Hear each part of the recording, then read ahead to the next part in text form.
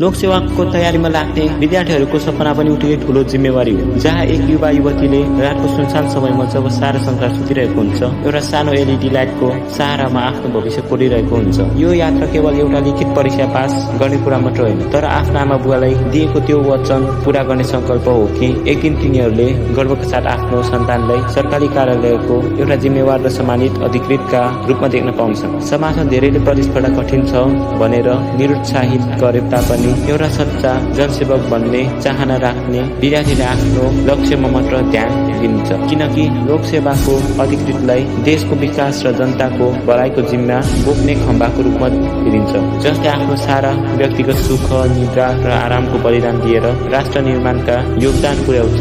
सफलताको यो बाटोमा आँखा मुनिको डार्क सर्कल, निद्राको कमी र कठिन सङ्घर्ष आउन सक्छन्, तर जब नियुक्ति पत्रमा आफ्नै नाम देखिन्छ र आमा बुवाको आँखामा खुसीको चमक देखिन्छ, तब ती सबै त्यागहरू सार्थक साबित हुन्छन्। त्यसैले आजको अँध्यारो रातको परिश्रमले नै भोलिको उज्यालो भविष्य निर्माण गर्नेछ र जबसम्म आफ्नो लक्ष्य प्राप्त हुँदैन तबसम्म नरोकी निरन्तर अगाडि बढ्नु नै एउटा सफल लोकसेवा एस्पिरेन्टको पहिचान हो।